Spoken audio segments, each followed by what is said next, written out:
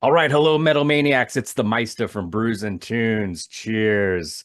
Absolutely thrilled today. Beside myself with excitement, I am chatting with the indelible, the legendary, the one and only Mr. Michael Gilbert, guitarist, of course, of the mighty Flotsam and Jetsam.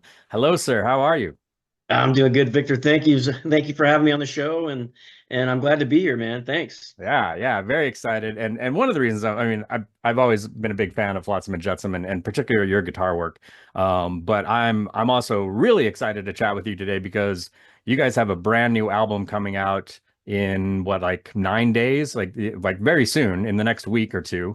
Brand new album, I Am the Weapon. So yeah, let's talk about that. Tell me a little bit about about this new album. Yep, new record comes out. It hits on September 13th. So that's a Friday the 13th. We're not superstitious or anything like that, so we're gonna go for it. Nice. Uh, and Yeah, this is our 15th record. It kind of falls right in line with our last one, which is Blood in the Water. And our last four records consecutively, they feel like they should all be together, and they fit together like a puzzle. So we're very proud of this one. We think well, it's doing really well in with the reviews. We're getting a lot of 10 out of 10 positive feedback. Yeah. One bad feedback where the guy didn't like the artwork, so he wasn't going to buy the record, but whatever. What? He said we did AI, which is horseshit, but Yeah, it's Andy. It's Andy Pilkington, yeah, totally insulting to Andy. yeah, Andy's a great artist, and he's done like this stuff behind me. That's Andy right there, you yeah, know. yeah. He's a Uh, phenomenal artist. Yeah. but we're excited. Everybody's saying that this is possibly our best release yet. That's for you guys to determine. We're very proud of it and very grateful that we're still relevant in the business after we're coming up on 40 years here, you know. Wow. Uh, yeah, so and thank you for having us and listening to us and having me on the show and you wanting to talk about this stuff. And you're Yeah, wearing a yeah, Flotsam yeah. shirt. I like Yeah, it. yeah, yeah. Oh, yeah. Speaking of Andy's artwork too. Yep. Yeah, the I'm loving this album. I think it's, and I agree. I think it may very well be the best Flotsam and Jetsam album, and that says a lot, because I'm old school. I started listening to you guys in high school, with Doomsday for the Deceiver in, what was that, 86? Man, Yeah. I'm old.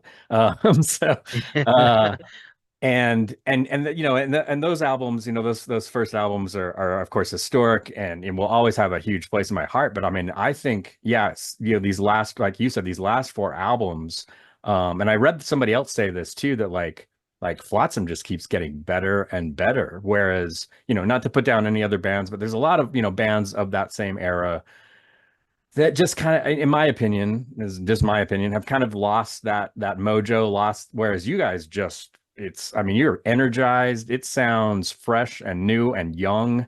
I mean, yeah, I mean, if I didn't know and I heard the new album now, I would think it was, apart from the production quality, I would think it was an old thrash metal album. Oh, It's nice. just so powerful and fresh. I mean, and just intense, and yeah, it's cool. Whereas, some of the older other bands of that era, it feels like they kind of, kind of just go through the motions with some of their albums, where you guys are always coming up with new ideas and new creative ideas. Yeah, and I think this album is just stellar. It's fantastic. Oh, thank you. Thank you very much. Everything that you just mentioned is a part of our challenges for making records these days, especially this last one, you know. Uh, we're always wondering about the longevity of our career. You know, like I said, we're very grateful to be relevant today and still being able to tour and make records and stuff like that. And we get, people like you that are enjoying it, which is bringing fire to our table. You know, it makes us want to create more. But the challenges are, musicians run out of material, cost, age. I mean, there's a lot of different factors. Fortunately for us, age really hasn't been a factor.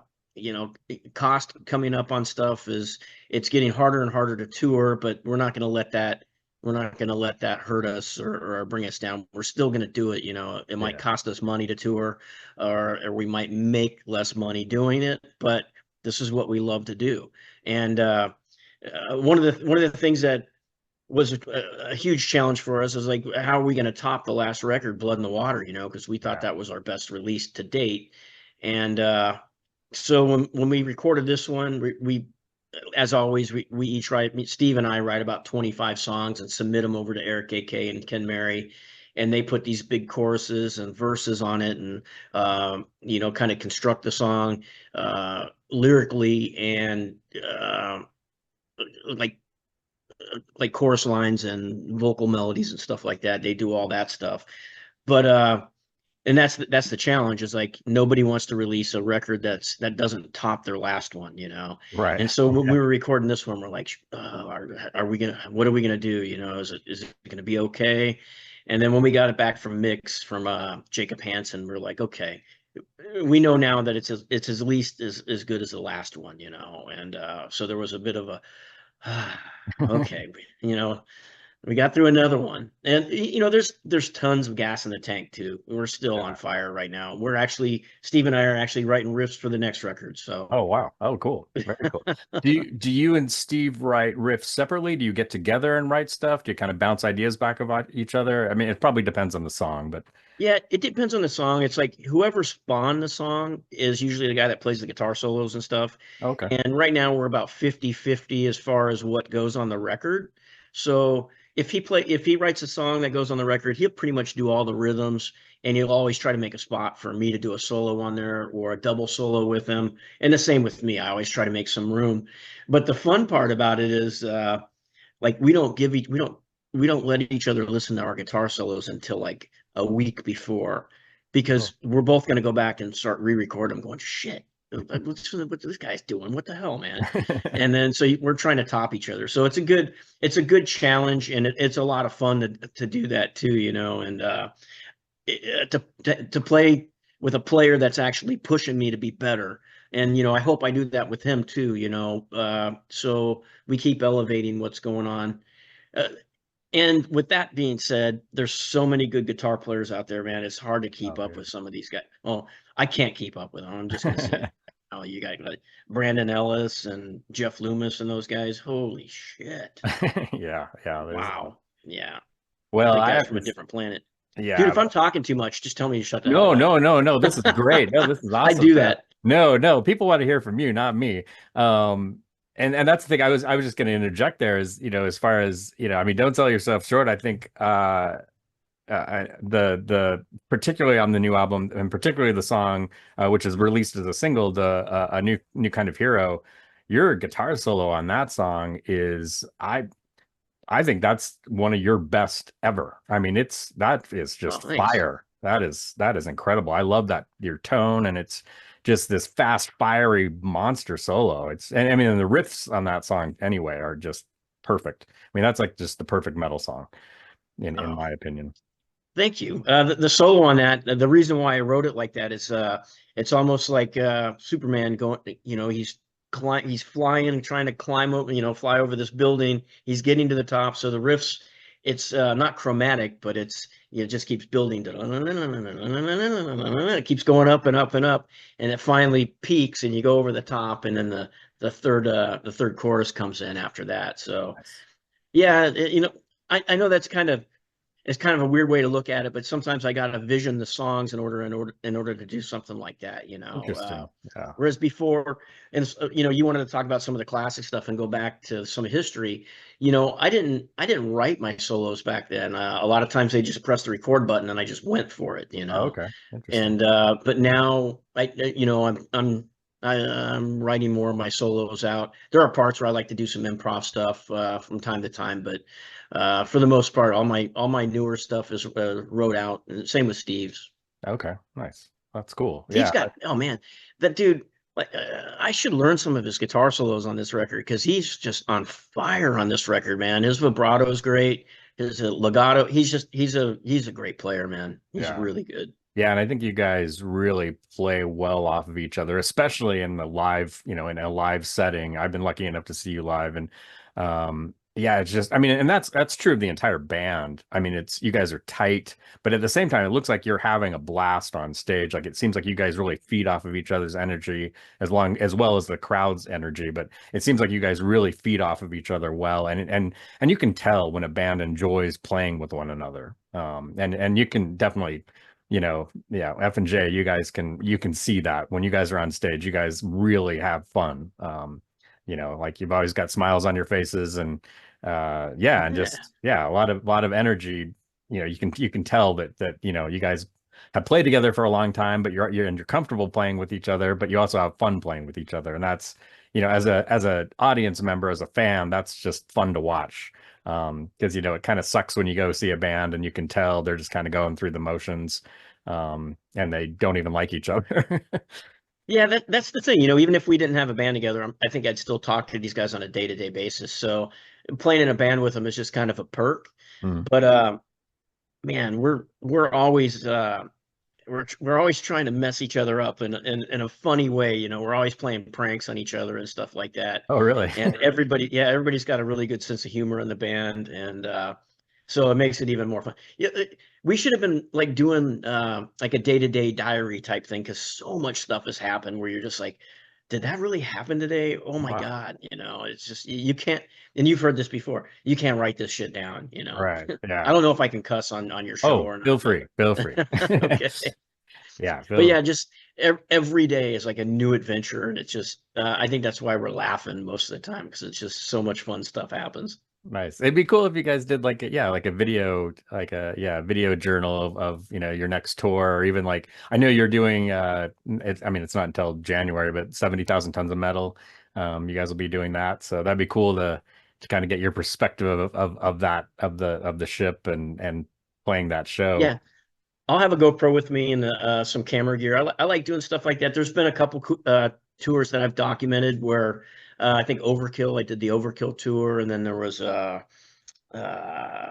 Destruction tour. I documented all that, and there was also two in the United States that I documented, and they're on my YouTube channel. Oh, okay, cool. Uh, and I don't know if they put them up on the site or not. It's just like it, it's like the family home movie type of thing, where you're just kind of videotaping. I try to get everybody at their worst, because I'm kind of the dick of the band. So are you the key prankster then? Oh yeah, Oh, like no. they know if I take a picture of them, they won't let me take a picture of them anymore because they know I'm going to do something. I'm going to Photoshop it, and yeah, it's going to be put up in the worst way. Oh, nice. Do you have any particular favorite pranks you've pulled over the years? Is there one that stands out for you? uh, yeah, there. Should I pick on Steve again? Yeah, I'm going to pick on Steve right now. Yeah, there was one where we did. I think we were in Barcelona, and we always, we always hit the. This isn't a dirty thing or anything like that, but we always hit like the massage places and try, to just try to rest up a little bit if we have a day off. We had a day off in Barcelona, so we went to this Asian massage, and no, there was no happy endings or anything like that. But um, I, the girl puts me in this room, and she gives me like this cardboard like. Uh, what do they call it? Banana hammock things, right? Or whatever. Okay. And it's made out of cardboard with these strings on it. I'm like, okay, whatever. So I put this thing on, and then she comes in and it beats the crap out of me. Gives me like one of the best massages I've ever had. And then she's like, okay, get dressed. And then, you're done. I'm like, okay. And there was no garbage can for me to put my banana hammock in, right? So I put it in my pocket of my leather jacket. And when we left to come home on that tour, going through customs and stuff like that, I was like, I had that thing in my pocket, right? So I tied it to the back of Steve's backpack, and he's walking through the airport with that thing hanging out of his backpack, and he didn't know it. So the whole time home, and even when we there's that stress when people are putting the stuff in the overheads, right? Yeah. Yeah. And he goes to put his backpack up there, and that banana hammock falls out, and it's hanging there. Everybody can see it, right? And then he's stressing, so he puts it back up in there, and he doesn't even realize what it was, and we're just laughing, going, "Oh my Nice. God." Oh, that is Yeah. great. And I that's why love nobody in the band likes me. it. You're the dangerous one. That's hysterical. I love that. Um, Yeah, so I mean, I know we kind of glossed over it, but yeah, you guys are playing 70,000 Tons of Metal coming up in January. Have you played that before? Have you guys done that one before? Yeah, this will be our third time, and Oh, it's cool. it's one of my favorite gigs. I love. Have you done it before? I've done it 2019. My wife and I did it in 2019, Was and that on the old boat or was that the newer one? I think that's the old uh boat maybe I'm not sure. because we did it in Yeah, 2021 too. I think. okay. Yeah, I think it we. was Yeah, I think amazing. we did. Yeah, it was I love live. that. Yeah, it's crazy. I couldn't believe, I mean, it was, as a fan, it was just, I mean, it was overwhelming in some ways. I mean, it was really cool, but it was just kind of sensory overload. Oh Uh, yeah, yeah, yeah, it was, totally. You don't want to sleep. yeah. You don't want to miss any of it. You know. Yeah, there's just so many great bands playing at the same time, and yeah, running back and forth from different the four different venues trying to catch different bands. But I mean, it was so cool. It was, and it's great to be able to interact with musicians and chat with them, just in the hallways and wherever. That was pretty cool. That made it really special. I think just to be able to. For some reason I kept bumping into that tour. Was Napalm Death was on that one. And for some reason, it seemed like every time I turned around, Barney was right there. Like it was all like we always bumped into each other. It was, we'd chat, but it got to the point that like he started recognizing me, so he'd wave to me anytime he'd see me. And yeah, it was cool. It was yeah, really, really entertaining. But yeah, I should see if I can get on this go around. That'd be cool. It'd be cool to see you guys on the ship. Um, Yeah, do it. Like I said, it's one of my favorite gigs. I love it, and you're talking about crowd interaction. That's probably one of the favorite things about this band is I love the fan interaction. We do the meet and greets at the festivals and stuff like that. We just played Summer Breeze in Sao Paulo, South America, and that the meet and greet there was hundreds of people. They actually had to turn a bunch of people away because that was our first time down there, and just to get to talk to everybody, and even with the language barriers and stuff like that. And I get the coolest gifts from people. It's unbelievable they'll bring little trinkets or something and be like, "Hey, my wife made this." I had a guy that made his wife made these cool bowls, right? oh, Uh, she would hand carve them and smooth them all out and everything, and so I've got a shelf in my house, actually a couple shelves where I keep everybody's stuff, what's been given to me. oh, that's cool. So the people for me is really what makes it, and to see the happy faces and they're going, "Rah!" That's the metal happy face, right? Yeah, yeah, exactly. Yeah. I was at a show last night. Yeah, I took my son. He's in his 20s, but yeah, that was the thing he pointed out. He's like, it's so cool going to metal shows because he's like everybody is so nice and so I mean, even though it's like aggressive music, it's just it was a thrash metal show. And he's like, yeah, just everybody there was just so cool and so friendly. And he goes, and yeah, I, yeah, it's a cool community to be part of. I think, it's very cool. Um, so I know I'm kind of jumping all over the place here. But you mentioned the Summer Breeze tour, and you guys also did Wacken this summer. Just last month. I guess that was, yeah, Yep. beginning of August. You've been there before, right? But it's been a while, correct?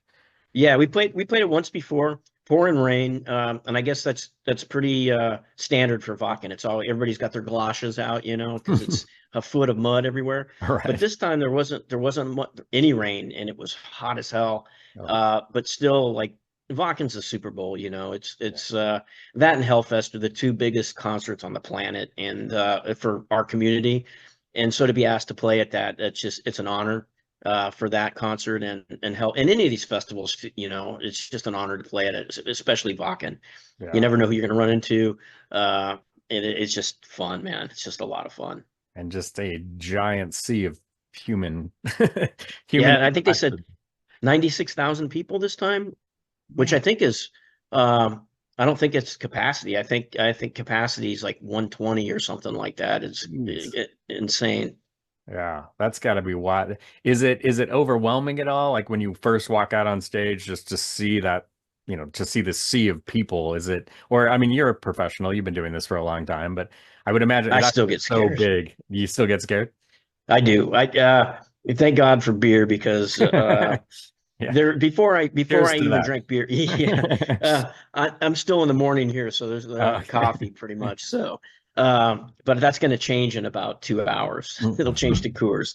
Um, before I used to drink, we played a concert here at a place called Compton Terrace, and I got so nervous. That I think that's like 18,000 people, and I threw up all over myself just before, and Oh, no. because I get horrible stage fright. But Interesting. the beer, alcohol kind of calms me down a little bit, and I'm just keeps me from getting puking on myself, I guess. Yeah. Yeah, I would never know that you had stage fright because you seem so comfortable on the stage. It seems like your natural habitat. Um, Ah, well, yeah, okay, okay. I mean, yeah, I mean, when I've seen you Like, live, yeah, it just seems like you just always seem to be having a good time, and yeah, like you belong there. That's interesting. That I mean, and I get it. I would. There's no way I could do that. I couldn't get up in front of people like that. But oh, yeah, that's you interesting. couldn't get me to talk into a microphone. I mean, I could sing Okay. okay into a mic, but like if I have to talk to somebody, it'd be like if I had to be a front man of a band, I'd be terrified. Well, yeah, I guess it's good that Eric AK is doing Yeah, it. let him do that shit. Yeah, yeah. Um, so let's go back in the past a little bit. Well, maybe a lot. So I was curious about kind of your start in all of this and music in general. Like, did you come from a musical family? Like, what was the impetus for you? What was what started this for you? I did come from a musical family. My mom was a pretty accomplished classical guitar player. Oh, cool. My dad, he was a harmonica teacher. So, I definitely came from music where um, it I could listen to whatever I want. It wasn't when I was a teenager, I could put on a Slayer record and my parents aren't going to come in and take it away and go, "Hey, what is this crap you're listening to?" They were open to pretty much anything. Um, they freaked out a little bit when I told them I was going to go to Los Angeles to do a record, and I was still 17. They were like, "What? What's going?" Wow. But uh, they were so supportive in the beginning, up until now. My mom's no longer with us, but my dad still completely supportive of everything. He's even asking me, he's like, "When's the record coming out? When are you going to send me a copy of it?" So Cool.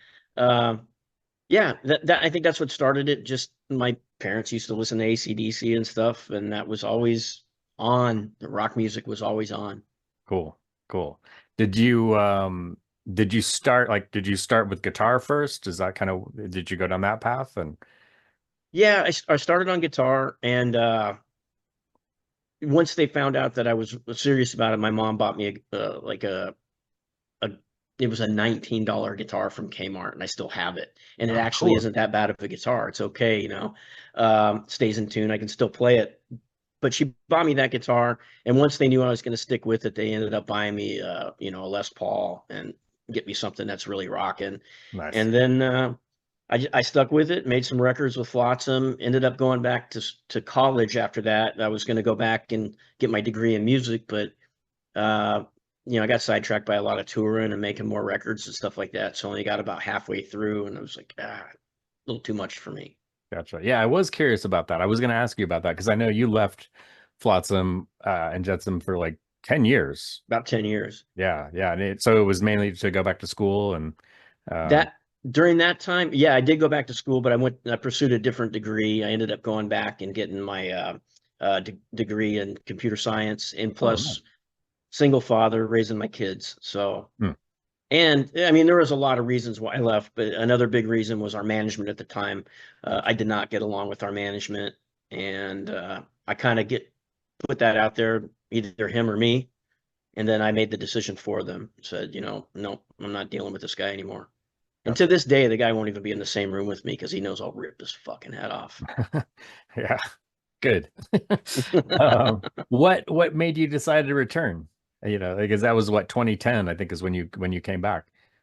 Yeah, AK called me and said, "Look, dude, let's get the band back together." We've heard that before, Yeah. and I had to think about it. And I was like, "All right." I had a bunch of songs that I'd been working on in my hiatus, and I presented those to him and presented those to actually Newstead at the same time. And Newstead wanted to do some writing on it, and so he came back for a moment and wrote some songs with me for Ugly Noise, and then he had other stuff he had to do. So AK and I just kind of got everybody back together, and it just kind of happened again. So Nice, nice. Um, you joined in 1984, right? You and Eric, AK, didn't you guys joined about 84? And you know, you're on every album, you know, from the that era at that time, you know, from the beginning. I think there were some demos out that before, because the band's a little bit older, but not much. You know, Newstead, you know, had formed it originally, and but you guys were, you know, as far as like releases, you know, for me especially, I mean, you are Flotsam and Jetsam, you know. Yeah, how did you join the band? What was the kind of what was that process like? Did you try so out or did they ask you or yeah, I tried out, but it was interesting how it all happened because I went there was a place iconic bar here called the Mason Jar, and Hmm. they had just changed their name from Dogs to Flotsam and Jetsam, and I think they did 3 shows as Flotsam and Jetsam before I joined, and I was at one of those shows. I think it was Merciful Fate. They were opening for Merciful Fate, wow. and I was like, man, I want to be in that band. Holy crap, you know. I thought it was a killer band at the time, Ah, and I had a mutual friend, and they had told me that Flotsam was looking for another guitar player. The guitar player they had was going a different direction, so I popped in and did an audition with Newstead. And before I was even done, he was like, you want to be in the band?" You know, well, yeah. So I wrote "I Live You Die" after that, and then the rest is kind of history. You know, they put wow. that on a compilation on Metal Blade, Oh yeah. and yeah, the rest was kind of history. Now there's Nice. no way out. There's no way out for me. Yeah, you're trapped. You're trapped. Yeah, and that first album, I mean, you know, Metal Blade, you know, you guys worked with Brian Slagle as the producer and the legendary Bill Montoya was the engineer. Oh yeah. You know, and like, yeah, it's such a iconic album. I mean, everything about it, the album cover, you know, the songs obviously. And that's, you know, when I discovered the band was then I was, you know, as I mentioned earlier, I was in high school. And I think one of the things that drew me to the band, and this may sound ridiculous, but I think partly it was the name because you know you had Metallica and Megadeth and Slayer, and then Flotsam and Jetsam. Like that's a maritime law term. Like who are these guys? What is this? You know, like and then I saw the album cover. I'm like, all right, I got to check this out. And then when I heard it, and just yeah, these very thoughtful lyrics and just these killer riffs and solos. I'm like, man, I love this band. And now I think you guys, you know, like I said before, I mean, I think you're doing your best work, you know, at this point. I mean, Oh, as much as I love thanks. those old albums, you know, I mean, you know, those all be with me forever, but yeah, the stuff you guys are doing now is just, you know, it's yeah, same thing. It's thoughtful, it's interesting. Just, you know, I've always found the band to be pretty fascinating. And it really, as goofy as that said, it started with the band name just because I remember seeing it, I think, at a record store. I'm like, Flotsam and Jetsam. Like, that's a metal band? Like, what? That's a weird name. Like, I gotta check this out. So, you know, and yeah, Yeah, it was interesting. the name has been like it, it's good. It's good and bad. It's good in the way that you're talking about it right now. Like you understood what it was and what it meant. But most people, when they go, "Hey, what's the name of your band?" You tell them, their response 99.9% of the time they go, "What?" And that's for marketing. That is like the word. You definitely don't want anybody that's when you say the name going, "What?" Yeah. You know. So that's been a bit of a thorn in our side, but the concept behind it is you're talking about, you know, with we've got the sea monster mascot. It's a maritime term. It's kind of cool. And then the Little Mermaid came along, and then now everybody thinks that we named it after Little Mermaid, the two Oh, two no. eels. Oh, that's right. I forgot about that. Yeah, that's right. I forgot those are the names of the eels. That's funny. That's At hysterical. least they're evil eels, right? And they're Yeah, kind of they look cool. yeah, they look metal. They look metal. Yeah, maybe you guys can incorporate them into your next album. Just kidding. No, that's cool though. That's cool. Yeah, that's but yeah, and I again, you know, just an amazing stuff you guys are doing. I did want to ask you a little bit too, you know, mentioning Bill Matoyer with engineering. You've done some engineering work as well. But right? You've done some mixing and mastering stuff. I think for Flotsam and Jetsam, and then also for some other bands. If, No mixing or mastering on oh, my okay. end. Just engineering. I've done some Okay. engineering and stuff like that. That's a Gotcha. uh, it's a bit of an art form that I'm not comfortable on that yet. Hmm. I can mix my own solo stuff, but when it comes to drums and oh my God, I've got a lot of tools, drum samples and stuff that I use for song creation and stuff like that. Okay. Easy Drummer, made by TuneTrack, it does wonders for me. It doesn't destroy my creativity. If I have an idea, I just put it to a click track and then I pop in whatever drum beat I want to figure out the energy level of it. Gotcha. So it doesn't hamper any of my creativity during the process of writing a tune. Right. Okay. And then usually, I'll give my stuff over to Ken, and he'll mimic pretty much whatever I put on there. But I never really want him to do that. I always want him to play his own style. But he always comes back and says, "Hey, I don't want to destroy the energy or the groove of it. So I'll keep it as close as I can and play Okay. the real drums on it. Nice. Even though the samples, the loops and stuff, they are real drums, but you know, Cool. Cool. at least when I'm writing, but when we're actually recording, they're all Ken's drums. That's all K Dog on that. Okay. Cool. Cool. As far as the engineering, because I know you worked with what, Hellion and Generation Kill, I think was the other band that you did some engineering work on, right? Am I? Yeah, Hellion. That might have been Steve or Ken doing the engineering on that. Oh, okay. Jim Kill. Yeah, I didn't. I just engineered Rob's vocals. Oh, okay. Gotcha. Okay. But Cool. That makes we sense. don't speak anymore. Me and him don't speak anymore. Oh, okay. Sorry. Uh, yeah, he got pissed off at me. Well, at us because we canceled the tour. Oh no. Uh, yeah, so he's yeah. This last tour, the last. Yeah, it was only a few shows in the East, but uh, that was just after COVID. There was too many bands out touring. There was low ticket sales. Hmm. We didn't have a tour bus. We didn't have our sound engineer quit the week prior to that, and just one thing after another. So we decided to reschedule all that stuff, Gotcha. and he wasn't very happy about it. But it's the business. It Yeah. is what it is. Yeah. We Yeah. had we had promoters. Well, the way that kind of works is like you get a guarantee as a band, right? I'm sure you know all this stuff, but maybe some of the listeners, this might enlighten somebody about it. You have a certain guarantee that you go out and you make a certain amount of money, and if people don't show up during that tour, the next tour, that money's going to come down. You're not going to Oh. get that again. So we had promoters saying, "Hey, we're low ticket sales. We understand that you're a walk-up band. You'll probably sell the tickets that we need to get sold, but we're asking right now if you guys want to pull out of it, it's okay. Your guarantees won't come down or anything like that." Hmm. So that was a decision for us to do. Uh, yeah, I mean, it gets a little complicated in that, but maybe Rob didn't see it the same way that we did from a business aspect, and it is what it is. That's happened to us a couple times too, being direct support with I think Death Angel, but I mean, there's no hard feelings. It's just freaking business, man. It's Yeah. the way it Yeah. goes.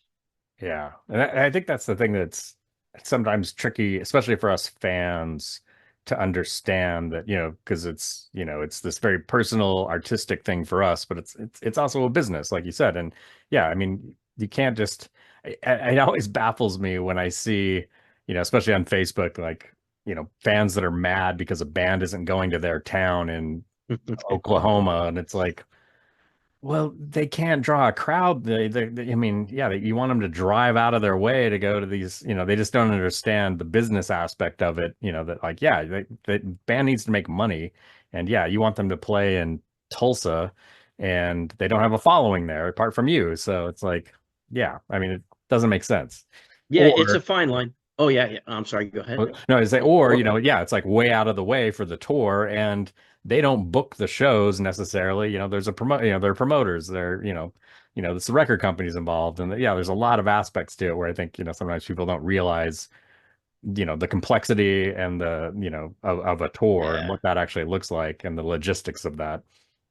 Yeah, we get offers to play a lot of places, and there's a couple core things that we have to abide by, and that's like number one is safety of the band, number two, it's got to work for us financially. We can't like go out of pocket to go do shows. We can't pay to play, Yeah. nobody wants to do that. And that's another thing that bands are doing these days that I don't necessarily agree with is Yeah. the buy-ons and stuff like that, the business is like it's totally different than the way it used to be. Totally different. Uh, there's clubs that take merch money, a percentage of that, which Yeah, yeah. I think Fucking that's Live Nation. Sorry. yeah, yeah. Yeah, and then the VIP meet and greets and stuff like that. Bands are Oh trying to yeah, figure out new ways to make money because yeah, it is difficult, you know. yeah, If we're going to a town where we know we're only going to sell 100 tickets, we better be sure we're going to sell $2,500 in merch in order to compensate for, whatever the loss is. So, yeah, yeah, yeah. And it's funny. I had a not an argument, kind of a little debate with somebody recently about the VIP thing, and and I don't have a problem with it. I mean, yeah, it depends on the band if I'm willing to pay those kind of, depending on what the price is, what it is. But at the same time, like, yeah, I realize in this day and age and how the music industry works, like, yeah, I mean, some of these bands, that's the only way they're going to make any money off the tour. Or make it feasible for them to tour is really if they do a meet and greet and they charge X amount of money. Sometimes it seems outlandish, but especially it's frustrating when like big, like Kiss or Iron Maiden or somebody, big bands or yeah. have these hundreds of dollars VIP meet and greets. It's like, really? Like, See, I don't mind doing it though if there's like a value to it. yeah, So yeah. what we were throwing around is the meet and greet thing would be an acoustic set along with that. Oh, So cool. it would, yeah. So because I don't feel good about like, hey, you're paying an extra $100 to meet me. Like, I'm an idiot. Why would you pay $100 to meet me? Because I'm a bonehead. I'm gonna come and see you after the show anyway, Yeah. and hang out by the merch booth because that's how we do it. Right. Yeah. So I wouldn't want anybody paying $100 to come and see us extra. I'd rather give them the value of an acoustic set and then really hanging out with them for an hour, 2 hours, or whatever it's going to be. Yeah, that's cool. I think yeah, I like the last one I did and I haven't done very many, but I did Venom Inc. Last summer, and it was the same thing where, yeah, came in, they let us come and watch them warm up, and they played like full songs, like warming up, and then they came out and hung out for like an hour, and just like you Oh, that's didn't go to a cool. table, they just hung out, and you have them sign stuff and chat and all sorts of interesting stories. Yeah, it was really cool, and it was. I think $60 on top of the ticket, which I thought Oh, was very see, reasonable. yeah, that's really cool. I think Uh, that's a good way to go about it. I would agree with something like that. yeah, and it was yeah, I like those types of things. Yeah, I agree with you. Yeah, and yeah, again, I don't have a problem with it. I think, it sucks, if it's, you know, hundreds and hundreds of dollars, with some of these bigger bands. Especially And if they you're just do a quick autograph and shake your hand yeah, and kind of yeah, and scoot off you you along. Yeah. go, and yeah, and especially if you're a mega fan and you don't have very much money, and like, oh my God, I got to meet my hero, and okay, I gotta like, and they don't even make eye contact with you or something. I've heard some horror stories of, won't name any names, Danzig. Sorry. But yeah, I don't know. Yeah, it's interesting. Yeah. So, well, hopefully when you guys come back through my neck of the woods, yeah, that'd be cool. I would definitely buy a VIP ticket for an acoustic set. That would be phenomenal. I would be in heaven. That'd be really cool. So, and have a beer with you. Well, I'm down with that. Yeah, yeah, that would be very cool. Well, Michael, this has been amazing chatting with you today. Thank you so very much. I do have one last question for you. My podcast, my page is called Brews and Tunes. I'm a beer guy. One of the things I do with my Facebook page is I pair craft beer with metal albums and hard rock albums. So I'm going to put you on the spot, if you don't mind. Okay. I'm going to ask you to do like, what's your pairing for, it's Friday night, you're kicking back. What beer are you drinking and what album are you spinning? Oh, geez. It's always, if I'm celebrating, it's always a Trappist Mm, strong, Belgian strong. And my nice. favorite is the La Trappe Double. I Ooh, love that beer. I love that beer too. And here in the United States, they think that when you say a Belgian beer, they think it's like Blue Moon. I'm just gonna say it's No, nothing like a Blue Moon. no. Um, so yeah, I think they're 12%, 10 or 12%, one or Yeah, the those other. are those are big ones. So it's that, And if you want to pair it perfectly, it's always going to be AC/DC's Powerage. Yes, that is a great pairing.